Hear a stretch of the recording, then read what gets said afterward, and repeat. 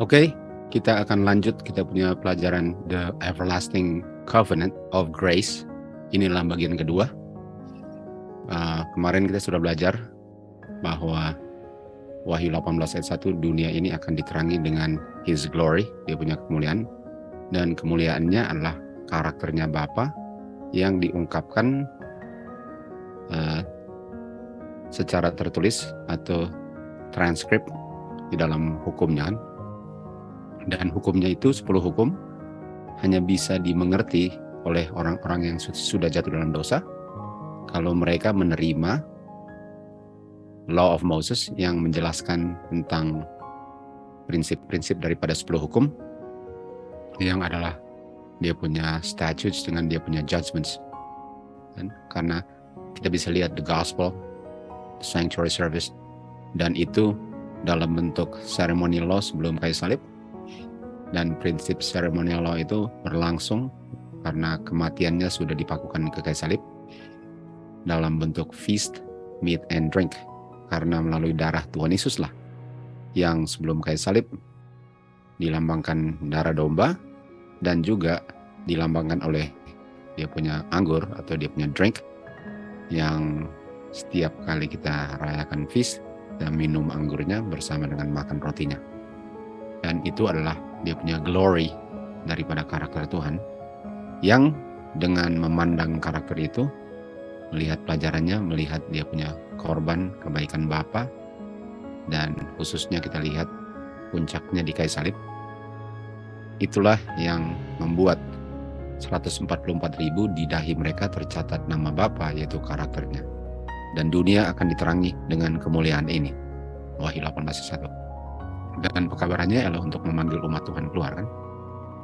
Dan umat Tuhan yang di luar kandang di Yohanes 10 kan, ayat 16, akan mendengar suaranya, dan suara seperti inilah, seperti di early writings, kabaran Sabbath more fully itu, yang membuat mereka bisa lihat dengan jelas karakter Tuhan, karakter Bapa, yaitu dia punya hukum yang diungkapkan dalam hukumnya. Dan sekarang kita mau lanjut mengenai dia punya covenant, dan covenant ini adalah perjanjian untuk menyelamatkan manusia dengan grace.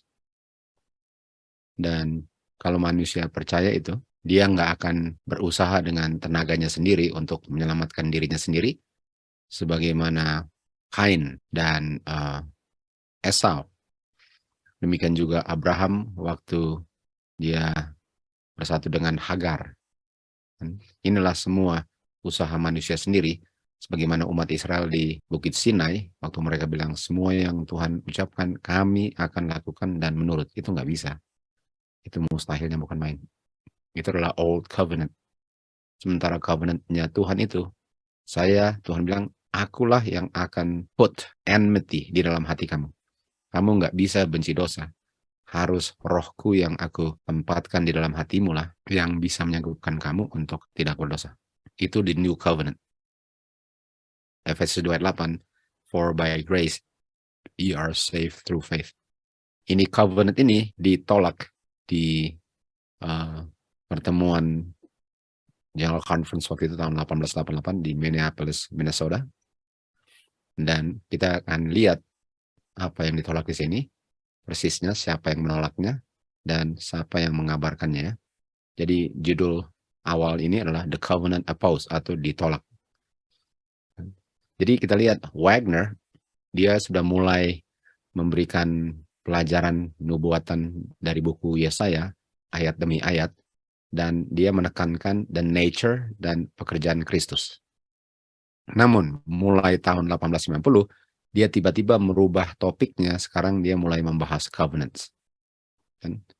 Dan waktu dia membahas covenant, dia lakukan ini tanpa konsultasi Uriah Smith atau Dan Jones.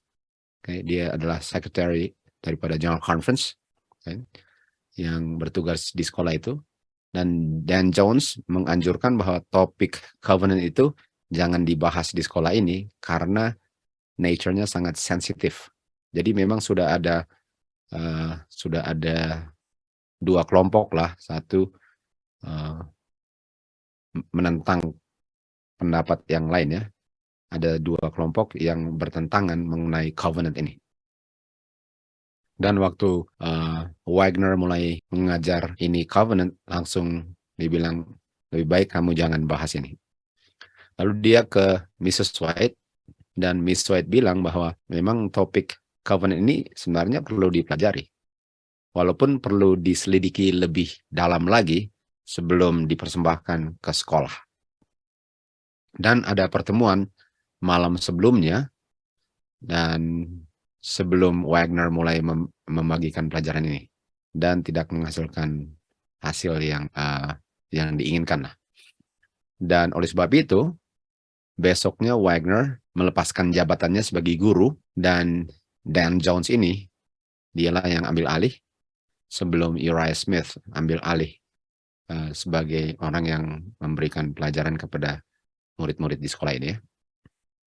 Dan jadi kita bisa lihat bahwa ini topik covenant ini sangat sensitif untuk dibahas. Miss White saja bilang, oke, kita bahas, tapi bagaimana kalau kita pelajari lebih dalam dulu sebelum kita bahas. Jadi dia nggak tolak, Miss White nggak tolak.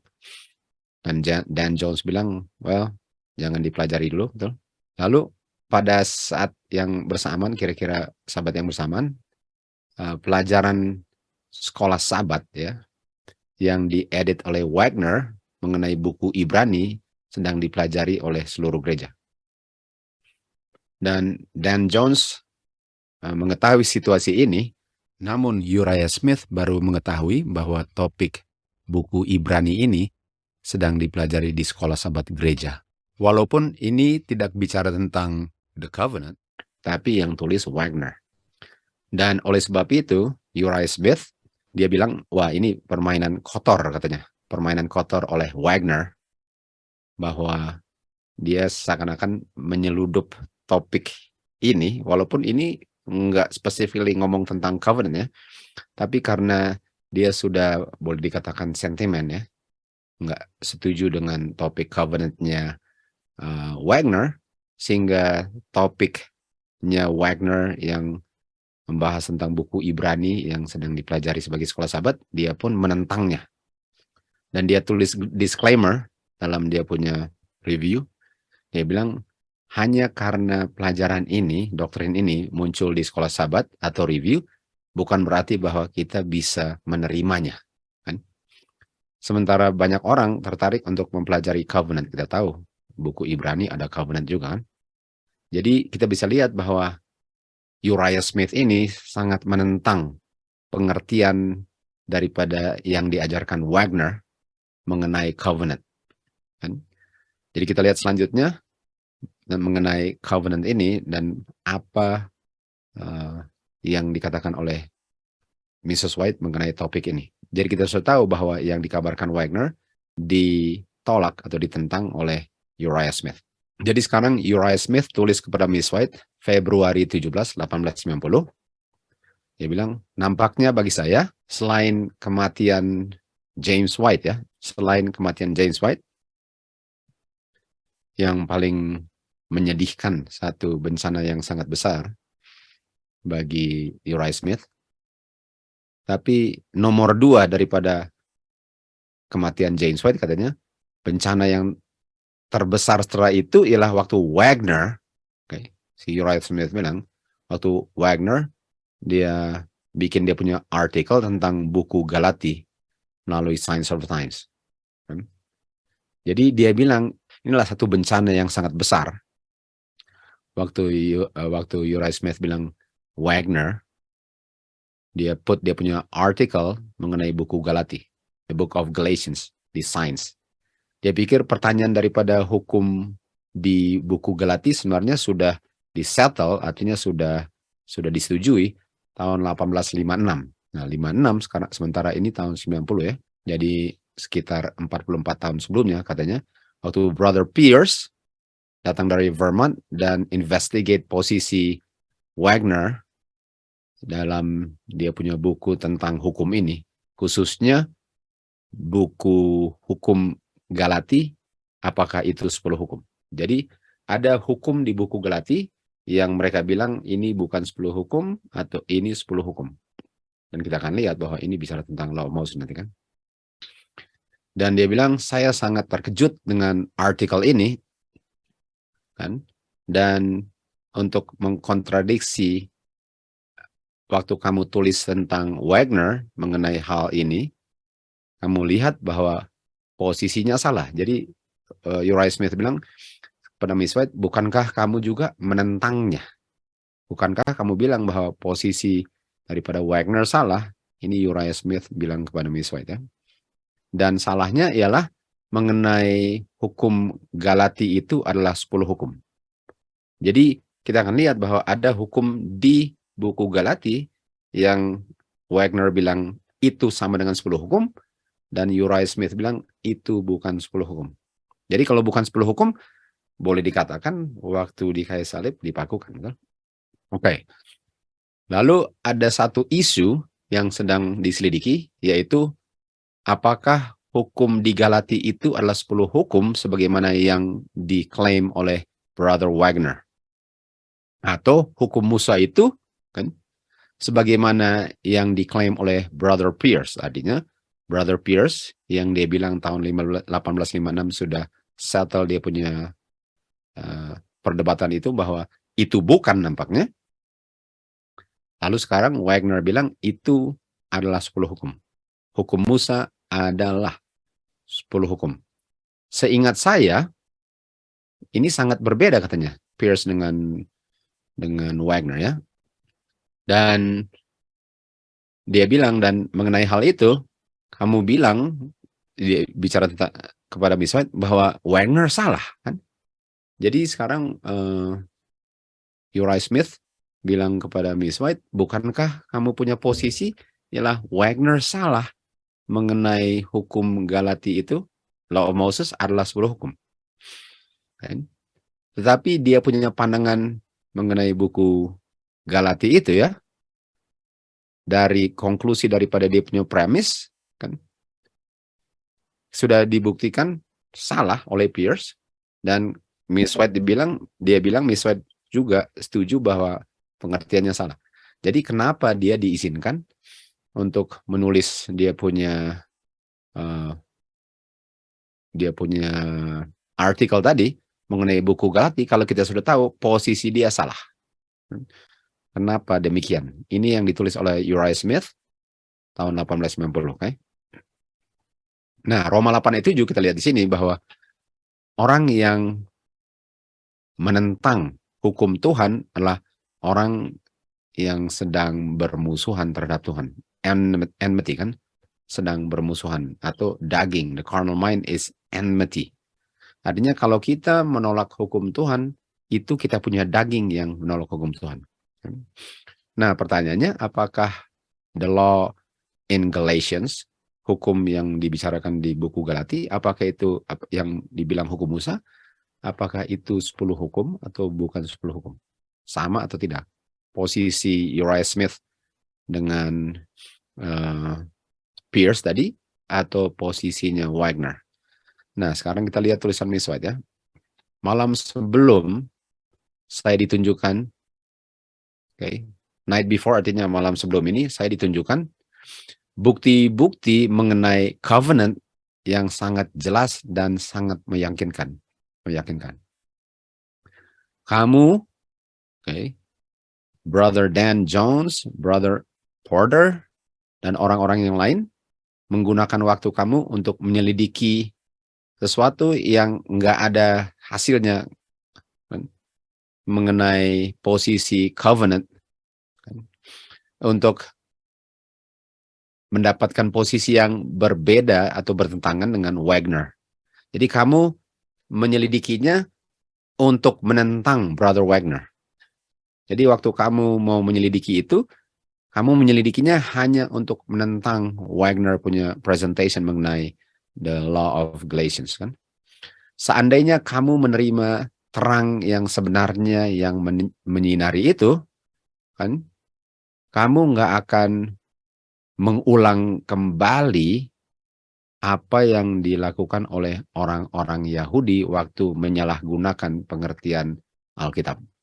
Artinya Miss White bilang sini bahwa ini yourself adalah dia punya Uriah Smith, Dan Jones, dan orang-orang lain waktu mereka mau menyelidiki firman Tuhan, mereka menyelidikinya untuk menentang, bukan untuk cari kebenaran, tapi sekedar untuk menentang posisinya Wagner. Dan mereka, Miswad bilang bahwa Wagner punya posisi adalah terang yang benar yang menyinari. Dan waktu terang sudah menyinari, dan kamu tolak, dan kamu menggali firman Tuhan hanya untuk membuktikan Wagner salah, kamu sedang mengulang cara menginterpretasi Alkitab dan menyalahgunakan arti Alkitab sebagaimana orang-orang Yahudi. Mengenai persoalan covenant ini, itu adalah satu hal yang sangat jelas dan akan diterima dengan orang yang jujur dan pikiran yang tidak prejudice. Dan dikatakan, saya ditunjukkan Tuhan kepada saya mengenai hal ini. Lalu dia bilang kepada Uriah Smith, kamu telah berpaling dari terang yang sederhana ini, yang enggak complicated ya. Kamu sudah menolak terang karena kamu takut bahwa hukum Galati ini harus kamu terima. Sebagaimana hukum di Galati, saya nggak pernah ada beban, dan saya nggak pernah ada beban. Karena tadi dibilang kan bahwa Uriah Smith bilang bahwa Miss White menentang ini, tulisan Wagner atau artikelnya Wagner, dia bilang saya nggak pernah ada beban, saya nggak pernah ada beban terhadap itu. Kamu waktu tolak Wagner punya The Law of Galatians, yaitu hukum Musa adalah 10 hukum, kamu tolak terang dari surga. Artinya, The Law of Moses yang kita sudah belajar di The Book of the Law kan adalah 10 hukum. Dan The Law of Moses adalah statutes dengan judgment adalah 10 hukum. Dan di 1888 itu yang mereka tolak adalah hukum Musa itu bukan sama dengan 10 hukum sehingga bisa ditiadakan. Sementara Miss White bilang ditunjukkan terang dari surga bahwa hukum Musa adalah 10 hukum. Adalah 10 hukum. Dan 1888 waktu mereka tolak, yang mereka bilang bahwa itu bukan 10 hukum. Jadi kita bisa lihat bahwa hal ini sedang terulang kembali sekarang. Karena banyak orang nggak mengerti bahwa itu 10 hukum. Dan kita tahu bahwa Law of Moses itu dia punya status dengan judgment. Dan yang kita tahu juga adalah dia punya feast, salah satunya. Dia punya feast mingguan, bulanan, dan tahunan. Dan itu diberikan untuk umat Tuhan bisa lebih mengerti prinsip 10 hukum agar tidak melanggarnya. Ini pun sedang ditolak akhir zaman. Dan kita sudah belajar di pelajaran pertama bahwa dengan tidak mengerti prinsip ini, hukum Musa ini, umat Israel harus mengembara di padang belantara untuk 40 tahun sebelum mereka masuk. Demikian juga tahun 1888, seandainya mereka terima bahwa The Law of Moses itu adalah 10 hukum, mereka pun dalam beberapa tahun akan melihat kedatangan Tuhan Yesus di awan-awan.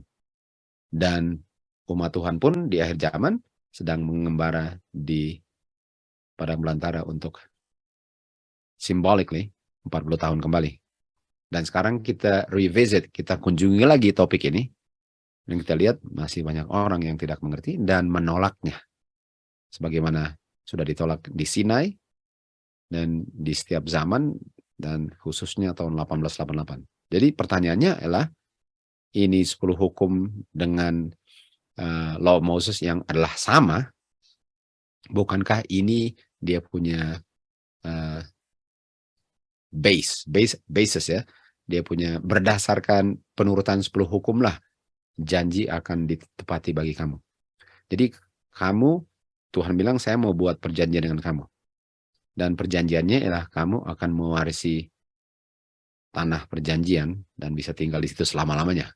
Kita tahu itu dunia baru kan. Dan kalau kamu mau mewarisi tanah perjanjian itu, syaratnya kamu nggak boleh berdosa atau kamu menurut 10 hukum. Jadi dia punya dasar janjinya dipenuhi ini ialah untuk menurut 10 hukum.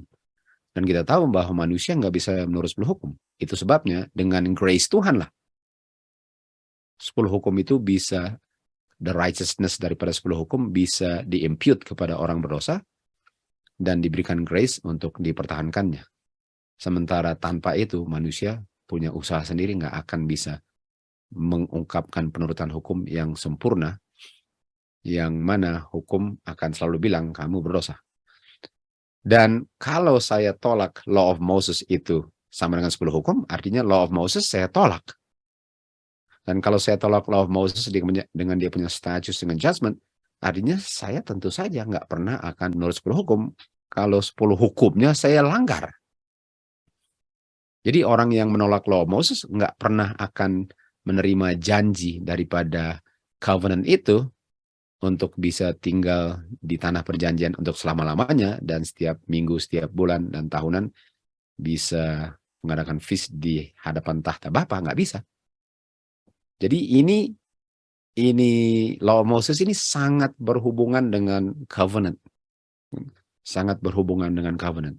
Kalau kamu tolak itu, Law of Moses, tentu saja kamu akan melanggar 10 hukum dan tidak memenuhi syarat untuk menerima tanah perjanjian.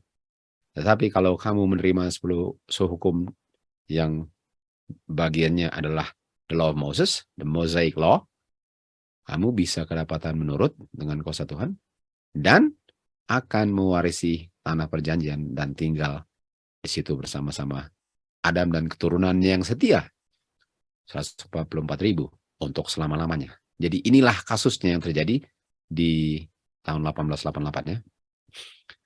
Jadi kita bisa lihat bahwa covenant ini atau hukum Tuhan itu adalah terang dari surga.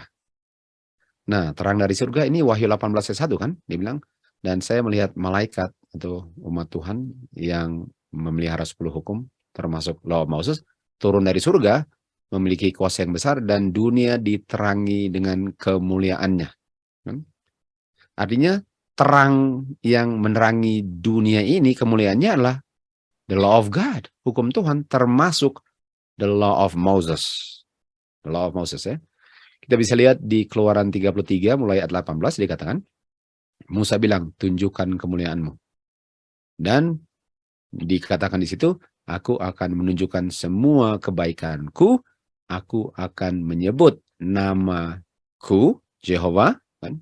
Atau karakter hukum. Kan? Jadi ini adalah karakter Tuhan.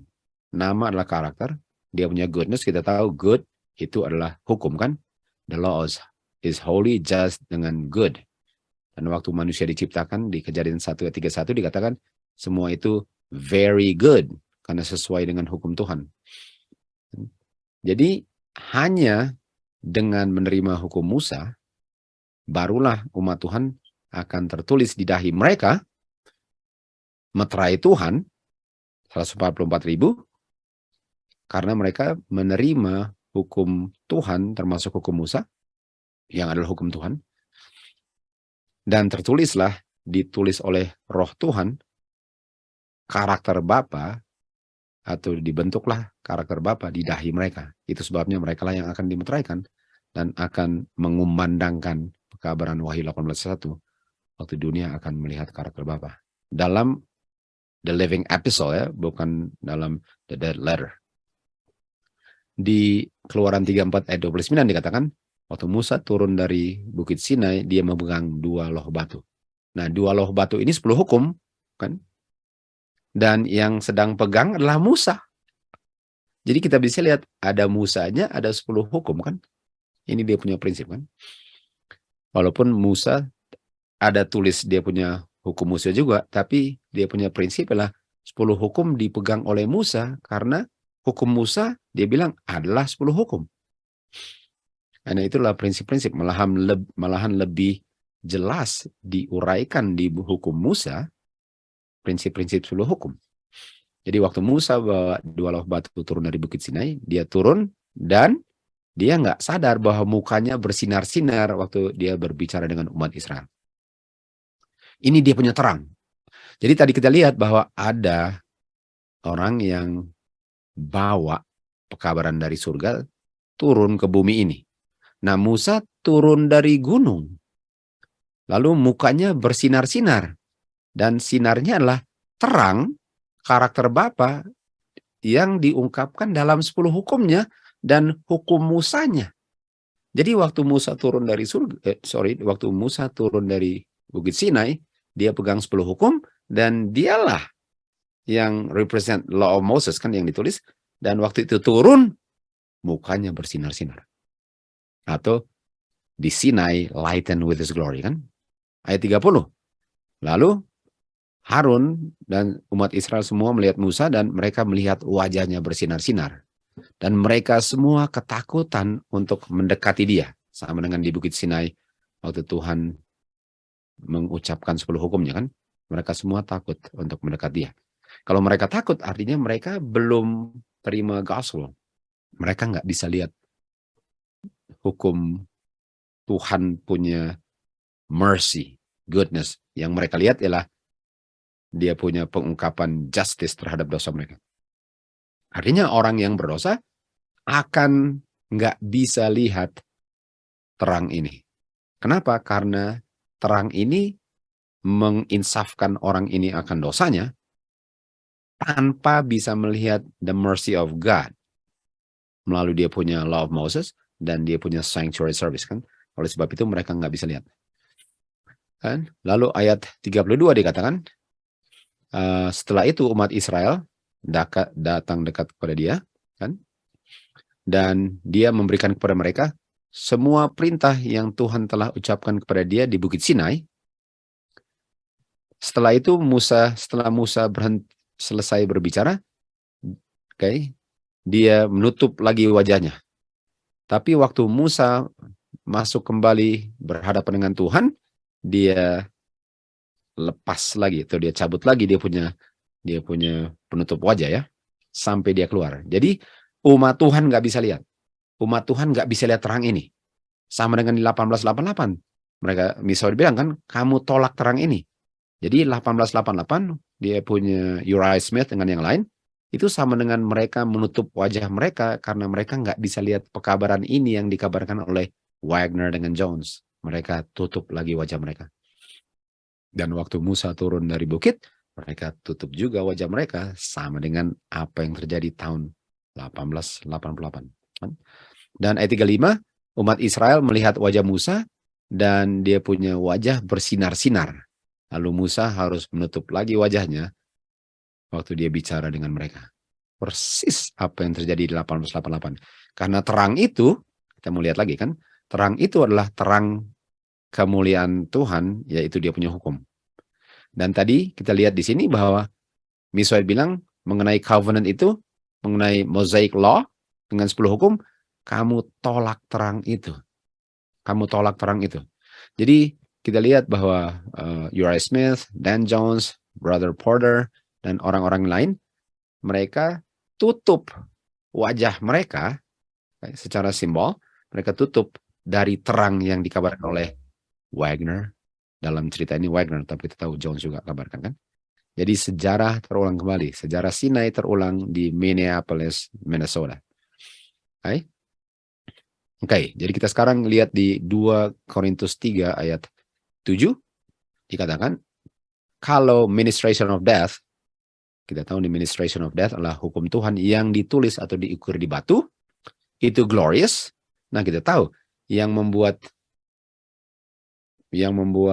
10 hukum yang diukir di batu itu adalah kebenaran daripada apa yang ditulis, walaupun tulisan dan batunya enggak glorious. Ini sama dengan 10 hukum ditulis di kertas. Itu glorious, yang bikin glorious kenyataan daripada apa yang ditulis, sementara kertas dan tintanya tidak glorious. Ini sama dengan ceremonial itu glorious, tapi yang membuat glorious ialah kenyataan daripada simbol ceremonial law. Jadi simbol ceremonial law-nya enggak glorious, tapi kalau saya bisa lihat karakter Bapa yang diungkapkan di dalam anak yang disimbolkan oleh domba yang disembelih, itu yang bikin glorious, bukan ceremonial law-nya.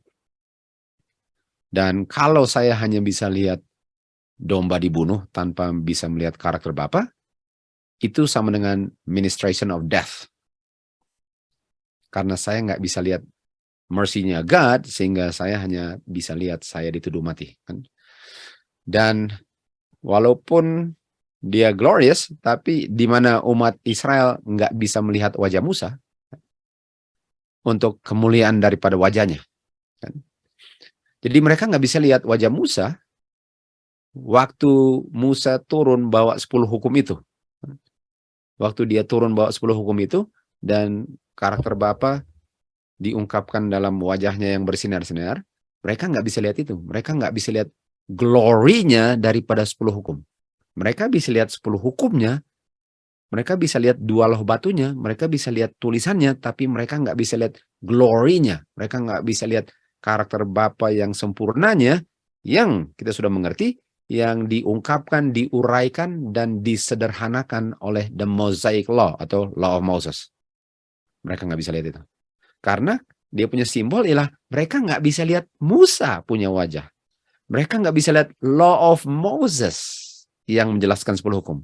Jadi waktu Musa turun bawa 10 hukum, Musa punya wajah nggak bisa dilihat karena mereka nggak bisa lihat Mosaic Law-nya yang menjelaskan 10 hukumnya. Mereka hanya bisa lihat 10 hukumnya yang menuduh mereka melanggar dan patut mati. Dan mereka nggak bisa lihat kasih Bapa yang diuraikan oleh Musa yang dilambangkan oleh wajahnya. 2 Korintus 3:8, kalau 10 hukum yang ditulis di batu itu saja glorious, kan? Yang mana mereka nggak bisa lihat wajah Musa. Bagaimana kalau ministration of spirit, kan? Yang kita tahu yang ditulis di hati manusia lebih glorious, kan? Kenapa? Karena kita tahu Musa punya karakter itu. Musa itu gloriousnya spirit. Karena dia memiliki terang di wajahnya. Karena karakternya adalah karakter Bapa yang ditulis oleh Roh Kudus. Roh Kuduslah yang menulis 10 hukum di hatinya Musa sehingga wajahnya mengungkapkan itu yang mereka nggak bisa lihat. Mereka hanya bisa lihat 2 loh batunya yang ditulis oleh tangan. Mereka nggak bisa lihat wajah Musa yang mengungkapkan 2 loh batu yang di wajahnya itu yang ditulis oleh Roh Kudus. Jadi yang lebih glorious ialah yang karakter Bapa yang dihidupkan seorang, living episode. Itu lebih glorious daripada yang diungkapkan oleh batu. Walaupun sama-sama glorious, tapi bukankah lebih mantap kalau orang yang menghidupkannya daripada saya hanya baca dan mengimajinasikannya? Bukankah kehidupan orang itu lebih nyata daripada yang saya gambarkan daripada apa yang saya baca? Kan? Jadi kita bisa lihat di sini bahwa ministration of glory ini, atau ministration of spirit ini, yang lebih glorious adalah ministration of righteousness yang melebihi gloriousnya karena itu ditulis di hati manusia dan diungkapkan karakter Bapa dalam kehidupan manusia. Karena kalau saya lihat karakter Bapa di 10 hukum, saya hanya lihat 2 loh batu dan saya hanya bisa menggambarkan kira-kira Bapak seperti apa ya. Bapak bilang nggak boleh ini. Kita sudah dengar kan, 10 hukum cuma bilang nggak boleh ini, nggak boleh ini, nggak boleh ini, ingat ini, nggak boleh ini, nggak boleh ini, nggak boleh, nggak boleh, nggak boleh. Kayaknya nggak boleh semua kan. Itu ministration of death. Nggak boleh itu supaya kamu nggak mati. Dan kalau kamu lihat bahwa nggak boleh itu sama dengan supaya kamu nggak mati dan bisa hidup selama-lamanya, itu ministration of life. Tapi kalau orang cuma lihat nggak boleh, nggak boleh, nggak boleh, itu ministration of death. Sementara orang yang bisa lihat life adalah puji Tuhan dibilang nggak boleh, kalau nggak binasa saya. Oke, jadi kita bisa lihat bahwa inilah yang mereka tidak bisa mengerti dan inilah yang mereka nggak bisa lihat. Tahun 1888. Dan itu sebabnya Tuhan Yesus menunda kedatangannya karena dunia nggak pernah bisa melihat karakter Bapa untuk bisa diselamatkan, karena umatnya yang dipercayakan terang menolak terang itu yang kalau diterima akan menerangi dunia dengan kemuliaannya Bapa. Dan kita bisa lihat di sini ayat 13, waktu Musa menutupi wajahnya sehingga orang-orang Israel nggak bisa lihat wajahnya. Mereka nggak bisa lihat the end. Mereka nggak bisa lihat the righteousness of the law. Mereka nggak bisa lihat kesempurnaan daripada karakter Bapa. Mereka hanya bisa lihat justice-nya Tuhan tanpa bisa melihat merciful goodness-nya Tuhan. Dan domba itu adalah justice dengan mercy. Yang mereka bisa lihat adalah cuma justice, harus ada yang mati. Dan waktu Tuhan Yesus dipakukan, bukankah itu justice Tuhan? Dan kalau itu justice Tuhan, bukankah harusnya saya lihat, wah artinya sekarang Tuhan mau kasih dia punya mercy karena sudah ada yang bayar. Kan? Kecuali saya tolak dia punya mercy, sayalah yang terima justice-nya, padahal Tuhan sudah pakukan kematiannya.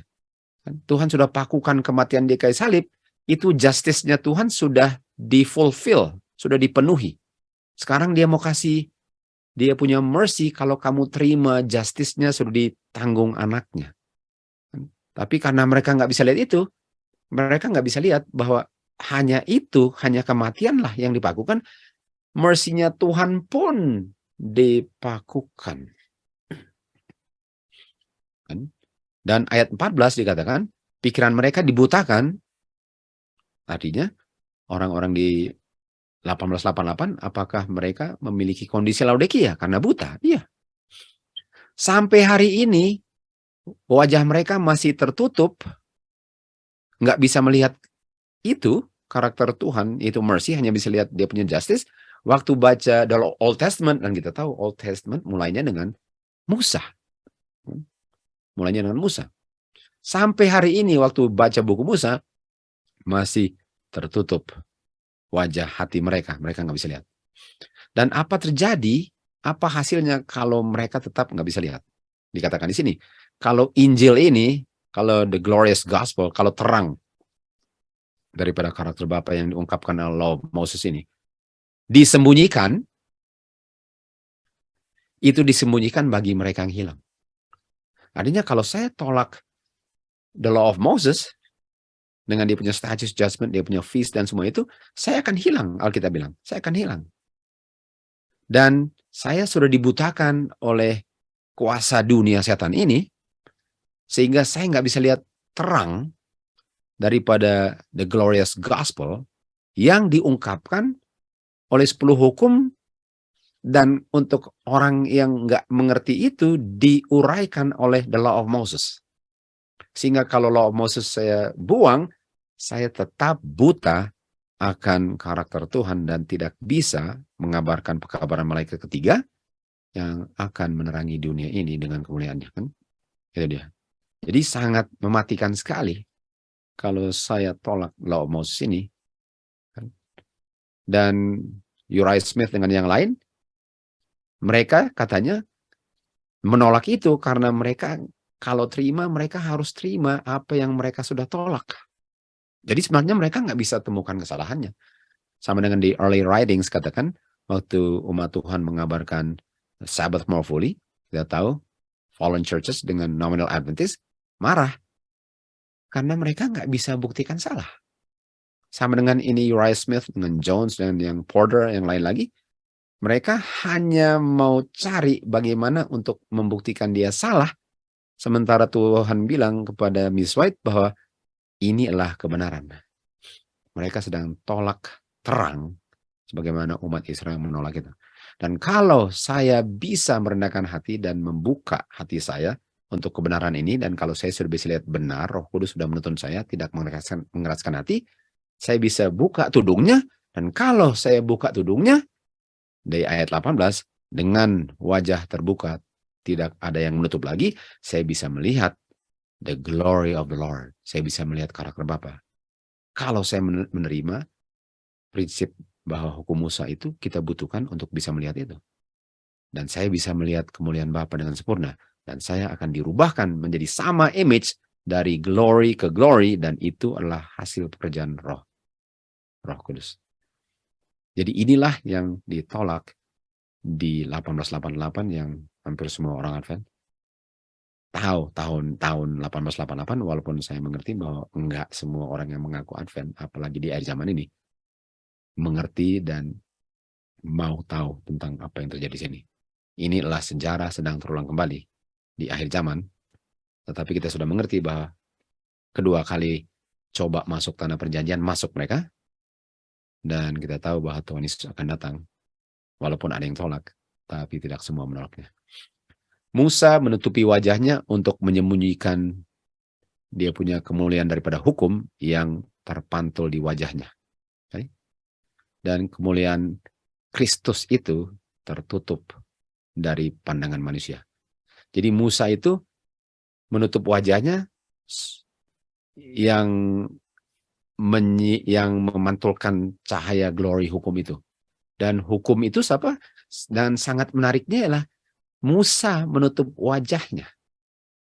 Karena mereka nggak bisa lihat hukum Musa yang menguraikan 10 hukum karakter Bapa.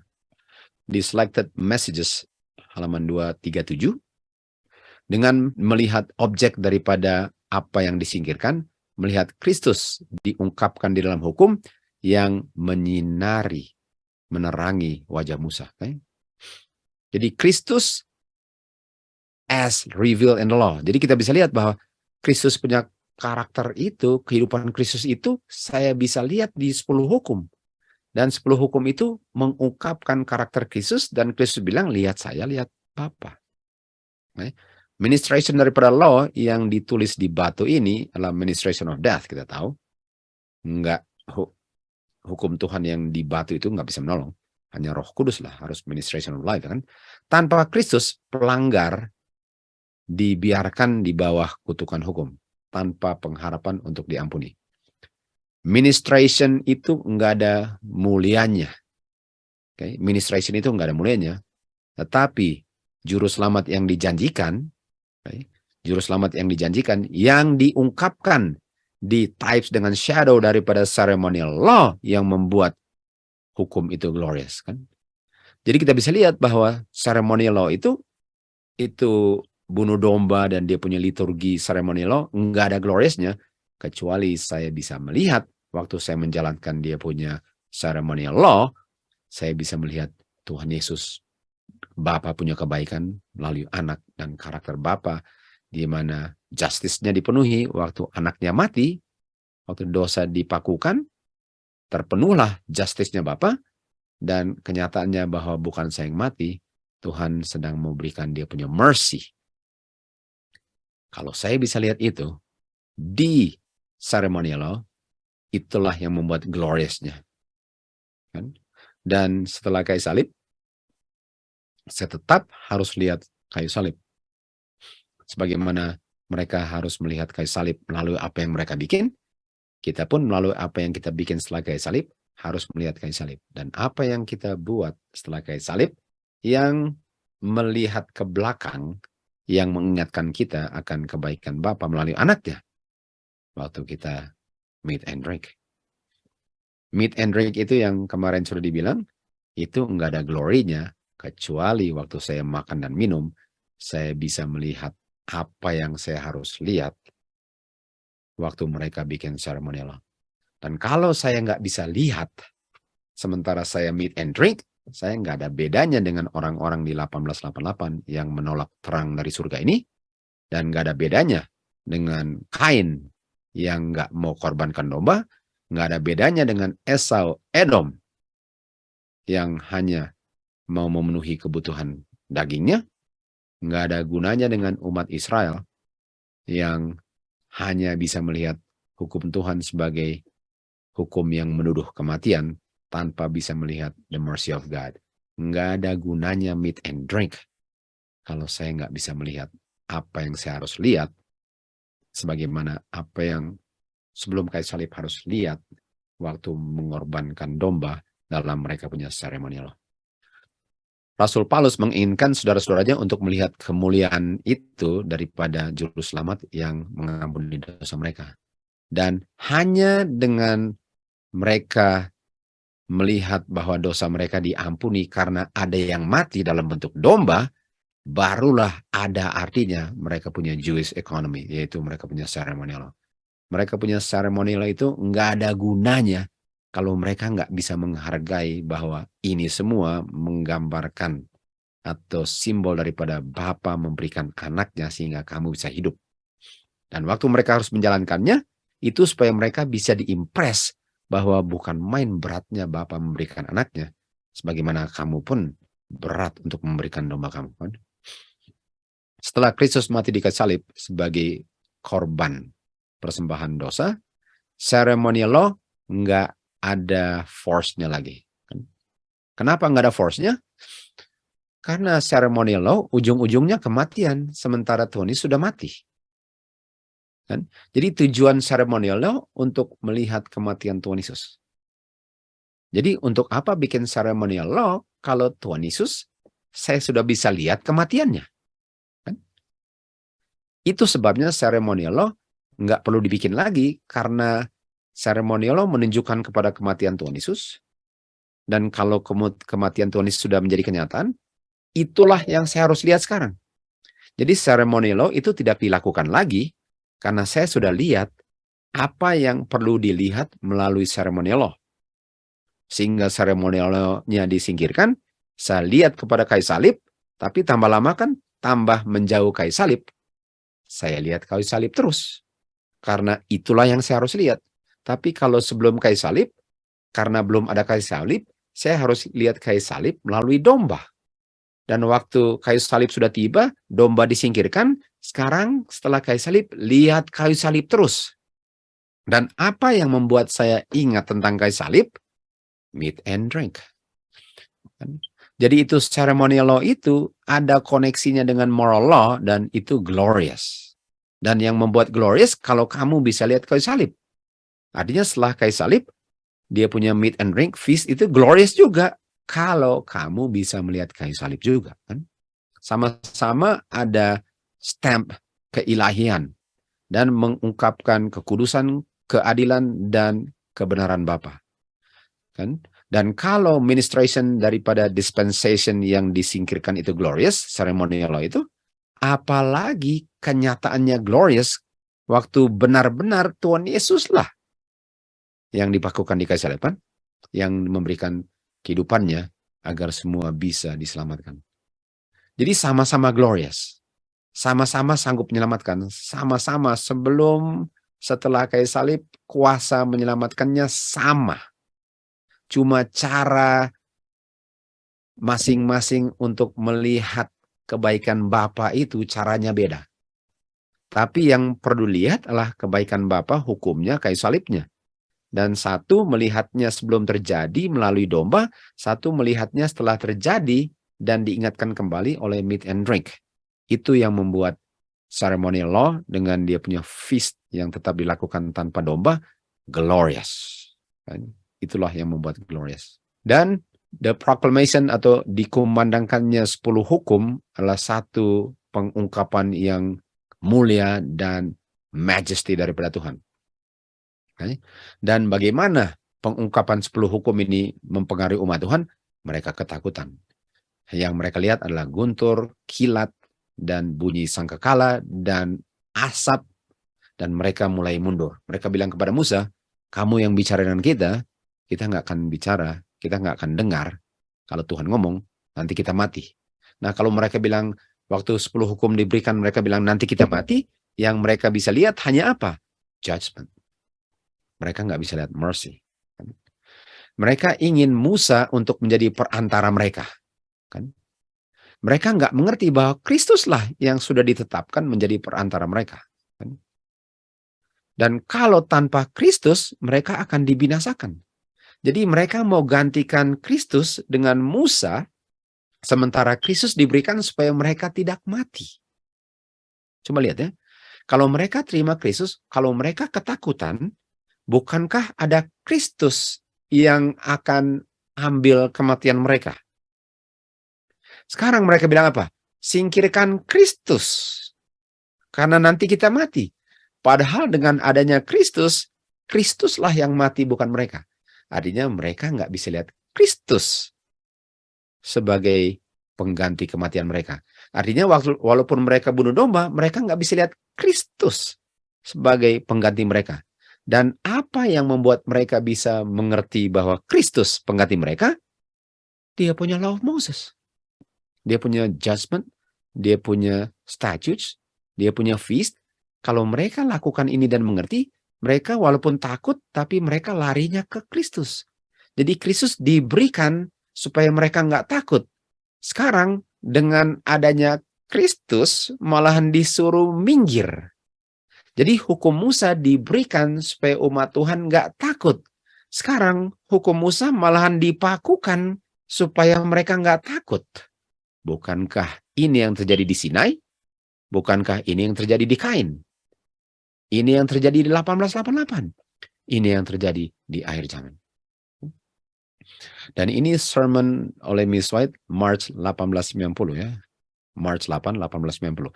Mari kita lihat tadi waktu Uriah Smith punya suara tadi. Udah di atas tadi ya. Tahun berapa dia? Oke, Uriah Smith tulisnya Februari 17, 1890 kan? Februari 17, 1890 tahunnya. Februari 17. Lalu sekarang Miss White tulis, respond, Februari 17 kan tadi. Sekarang Maret 8, Februari, Maret. Oke, artinya nggak sampai 1 bulan. 3 minggu kemudian lah Miss White tulis. Kemarin pagi saya masuk ke meeting pendeta-pendeta. Saya punya jiwa sangat distress. Saya nggak bisa bilang kepada kamu betapa tekanannya sangat besar. Nampaknya bertumpuk-tumpuklah penderitaan saya. Pada malam hari, saya merasa sangat dibebani. Saya tidak tahu apa yang mau diharapkan atau berapa lama ini akan berjalan sedemikian rupa. Saya sekarang berdiri di hadapan banyak orang. Setelah saya datang dari Minneapolis di gereja, saya bilang kepada mereka apa yang Tuhan telah persembahkan kepada saya. Saya berdiri di depan mereka di ruangan itu, dan ada komite di situ. Saya bilang bahwa setiap orang daripada mereka yang mengeraskan hati mereka waktu mereka di Minneapolis, General Conference Session 1888, yang tetap mengejar mereka punya course yang tetap mengeraskan hati dan tetap mempertahankan posisi mereka, mereka nggak pernah akan bisa lihat satu gelintir terang sampai mereka mengakui kesalahan mereka. Kan? Dan terang ini tidak ada pengaruhnya terhadap Uriah Smith. Malahan dia mengeraskan hati dan menolak terang ini. Saya mau bilang kepada kamu, saudara-saudara, siapapun kamu itu, saya mau bilang kepada kamu, kamu sedang melakukan persis apa yang mereka lakukan di zaman Tuhan Yesus. Kamu sedang mengulang sejarah orang-orang Farisi. Jangan lupa, Tuhan telah membawa kita keluar dari posisi mereka. Kan? Namun walaupun kamu sudah menerima saya punya testimoni, walaupun testimoni itu adalah testimoni Roh Tuhan, kamu mengeraskan hati. Kan? Dan ada orang-orang di antara kamu kan, yang akan tetap berperang untuk mempertahankan posisi kamu. Kiranya Tuhan ada mercy terhadap jiwa kamu, karena kamu membutuhkannya. Kamu telah berdiri menghalang-halang terang Tuhan ini. Dunia harusnya diterangi dengan kemuliaannya. Tetapi kalau kamu berdiri sebagaimana di mana kamu berdiri sekarang, lebih baik kamu bilang bahwa roh Tuhan itu roh setan. Artinya, Miss White bilang bahwa Tuhan bilang kepada Miss White, kalau kamu tolak hukum Musa, statutes, judgment, dan dia punya feast dan semua itu yang menjelaskan 10 hukum, lebih baik kamu bilang roh Tuhan itu roh setan. Karena yang kamu pikir roh Tuhan, kamu sebenarnya sedang dipengaruhi roh setan. Kamu punya sikap, kamu punya tindak tanduk, menunjukkan bahwa kamu memiliki roh iblis. Kamu sedang mengulang sejarah orang Yahudi. Jangan bergantung kepada Uriah Smith. Di dalam nama Tuhan, saya bilang kepada kamu, dia tidak memiliki terang. Nah, Uriah Smith tolak. Kalau hukum Musa itu adalah 10 hukum. Miss White ditunjukkan bahwa hukum Musa itu 10 hukum. Dan Tuhan bilang kepada Miss White dan diungkapkan di sini bahwa kalau bilang bahwa hukum Musa itu bukan 10 hukum sesuai dengan Uriah Smith, itu roh setan. Dia tidak memiliki terang itu. Dia nggak pernah berada di dalam terang sejak dia di Minneapolis 1888 punya General Conference. Kan? Kamu telah berkumpul sama-sama dan telah memperkuat diri kamu, dan kamu dengan cara apapun telah menolak roh Tuhan. Semoga Tuhan berpengasihanan kepada jiwa kamu. Sudah bisa lihat apa yang terjadi 1888 sedang terulang di akhir zaman. Dan yang menolak Law of Moses, mereka bilang roh Tuhan adalah roh iblis. Bukankah itu caranya untuk menutup pintu? Bukankah itu caranya untuk dosa kita tidak bisa diampuni? Untuk bilang bahwa hukum Tuhan yang adalah hukum Musa itu dipakukan ke salib, itu sama dengan roh iblis sedang bicara. Itu nggak ada terang, dan itu sedang berperang melawan roh Tuhan. Lalu dikatakan, sekarang saya mau bilang di hadapan Tuhan, bahwa mengenai covenant itu, sudah dipersembahkan kepada saya, itu adalah kebenaran. Itu adalah terang. Ingat, si Uriah Smith bilang, kamu kan setuju bahwa Wagner salah. Misalnya bilang, itu adalah kebenaran, itu adalah terang. Sangat jelas ditunjukkan kepada saya, itu adalah terang. Dan mereka yang menolak terang itu, saya tanya kamu, apakah kamu bekerja untuk Tuhan? Atau kamu sedang bekerja untuk setan? Itu adalah terang yang sangat jelas dari surga. Dan itu sangat berharga bagi umat Tuhan.